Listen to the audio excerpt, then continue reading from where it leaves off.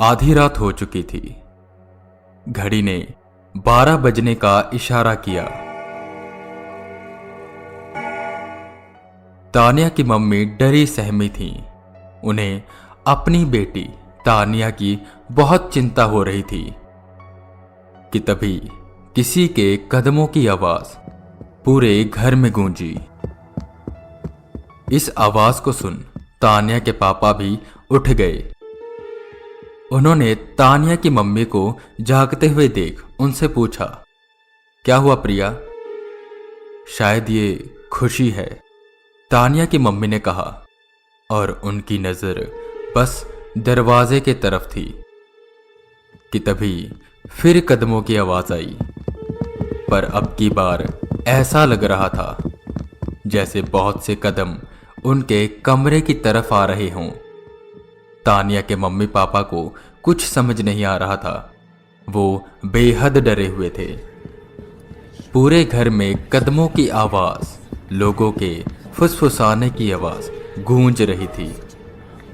इस वक्त तक तानिया के पापा को भी इन सब बातों पर यकीन हो चुका था। कदम तेजी से उनके कमरे की तरफ आ रहे थे। तानिया के मम्मी पापा का दिल तेजी से धड़क रहा था।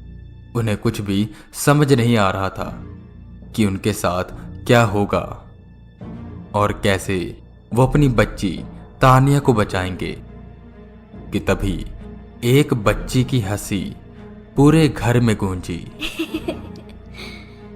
और सारे कदम और फुसफुसाने की आवाज रुक गई। ये बच्ची कोई और नहीं, खुशी थी। उसकी हंसी की आवाज पूरे घर में गूंज रही थी और उनके कमरे के नजदीक आ रही थी। तानिया की मम्मी ने तानिया को सीने से लगाया कि तभी वो हंसी उनके कमरे के सामने आकर रुकी। दरवाजा बंद था, पर उसके नीचे से उन्हें किसी की परछाई नजर आ रही थी। दरवाजा एकदम से खुला और सामने जो तानिया के मम्मी पापा ने देखा, उसे देख वो किसी सूखे पत्ते की तरह कांपने लगे। सामने खुशी खड़ी थी, जिसने फटे पुराने कपड़े पहने थे, जिन पर खून के धब्बे थे, और देखने में वो किसी पुतले की तरह लग रही थी, जिसके कोई हाव भाव नहीं थे। वो बस एकटक तानिया की ओर देख रही थी। तानिया की मम्मी तानिया को और कस के अपने सीने से लगाती हैं। खुशी कुछ देर वहीं खड़ी रहती है कि फिर कदमों की आहट होती है जो हॉल से आ रही थी।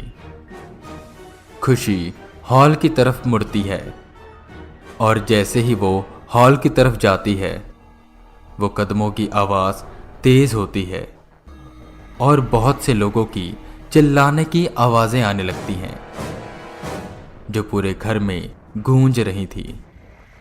आखिर क्या हो रहा था हॉल में, उन्हें कुछ भी समझ नहीं आ रहा था कि तभी आवाजें रुकी और चारों तरफ सन्नाटा छा गया। ऐसी चुप्पी थी कि घड़ी की आवाज भी उन्हें साफ साफ सुनाई दे रही थी, पर वो अभी भी चिंतित थे। ऐसे ही दरवाजे की तरफ देखते देखते उनकी कब आंख लग गई, उन्हें पता ही न लगा। अगले दिन अलार्म की आवाज से तानिया की मम्मी की आंख खुली। उन्होंने देखा तानिया उनके पास बेड पर नहीं है। वो जल्दी से तानिया के पापा को उठाती हैं। वो बेहद चिंतित थे। उन्हें डर था कि कहीं वो खुशी रात को उनके सोने के बाद तानिया को ले तो नहीं गई।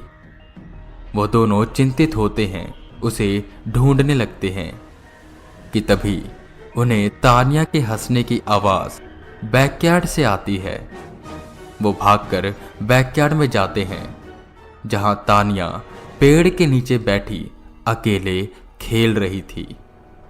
वो दोनों उसके पास आते हैं और कहते हैं, तानिया यहाँ क्या कर रही हो? वो गुस्से से पलटी और उनकी तरफ घूरने लगी। आज तक तानिया ने कभी ऐसा बर्ताव नहीं किया था। वो तानिया को फिर पूछते हैं कि वो एकदम से चिल्लाने लगती है और तानिया के पापा पर झपक पड़ती है।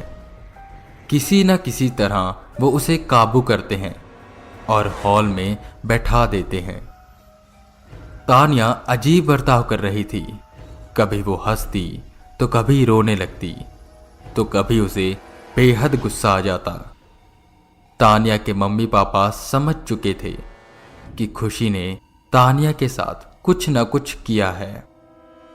तानिया की मम्मी अपनी फ्रेंड को फोन लगाती हैं और उन्हें सारी बात बताती हैं, जिस पर वो उसे एक प्रीस्ट जोसेफ का नंबर देती हैं।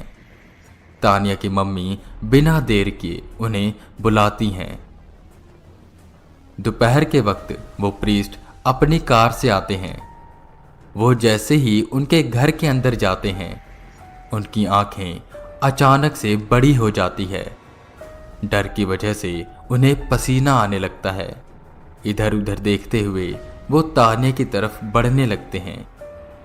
तानिया एक टक बस बैकयार्ड की ओर देख रही थी कि तभी प्रीस्ट के उसके पास आते ही वो एकदम से पलटी और घूरकर प्रीस्ट को देखने लगी, जिस पर प्रीस्ट बिना कुछ कहे घर से जाने लगे। वो भागते भागते घर से बाहर निकलते हैं। वो बेहद डरे हुए थे और उनका ये डर उनके चेहरे पर साफ साफ दिख रहा था। तानिया के मम्मी पापा भी उनके पीछे पीछे जाते हैं। प्रीस्ट जाने ही वाले थे कि एकदम से वो दोनों उन्हें रोकते हैं और पूछते हैं, क्या हुआ, आप एक्सोर्सिज्म नहीं करेंगे? जिस पर प्रीस्ट माथा पोंछते हुए कहते हैं, नहीं, ये काम मेरे बस का नहीं, क्योंकि अंदर एक नहीं बहुत आत्माएं हैं और उस बच्ची के अंदर कोई साधारण नहीं बल्कि बहुत ताकतवर आत्मा है जिसे मैं नहीं काबू कर सकता। आप मुझे माफ कीजिए। इतना कहकर वो प्रीस्ट अपनी कार में बैठते हैं और वहां से चले जाते हैं। तानिया के मम्मी पापा बेहद चिंतित हो गए। ये सब उनके पड़ोसी मिस्टर संजीव वर्मा देख रहे थे। वो उन दोनों के पास आए और उनसे पूछने लगे, क्या हुआ, आप ऐसे चिंतित क्यों हो? जिस पर वो दोनों उन्हें अपनी सारी समस्या बताते हैं। मिस्टर वर्मा कहते हैं, अगर आप कहें तो मैं एक ऐसे बाबा को जानता हूं जो कि आपकी मदद कर सकते हैं। उन्होंने बहुत ऐसे ऊपरी चक्कर वाले घरों को ठीक किया है। जिस पर तानिया के पापा कहते हैं, अगर ये प्रीस्ट ना कुछ कर पाए तो वो क्या कर लेंगे? जिस पर मिस्टर वर्मा कहते हैं, आप उन्हें कमजोर ना समझिए, मैं कह रहा हूं ना, वो आपकी मदद कर सकते हैं। कुछ देर तानिया के मम्मी पापा एक दूसरे की तरफ देखते हैं। आंख के इशारे से तानिया की मम्मी कहती है कि बुला लेते हैं। जिस पर तानिया के पापा मिस्टर वर्मा को कहते हैं, ठीक है, आप बुला दीजिए और जितना जल्दी हो सके उतना। जिस पर मिस्टर वर्मा हाँ में जवाब देकर अपने घर चले जाते हैं। तानिया के मम्मी पापा बहुत चिंतित थे। उन्हें कुछ भी समझ नहीं आ रहा था कि कैसे अभी वो अंदर जाएं और अपनी बच्ची को संभालें। क्या वो बाबा तानिया को खुशी के चंगुल से बचा पाएंगे? और किन आत्माओं की बात वो प्रीस्ट कर रहे थे? जानने के लिए बने रहे हमारे साथ।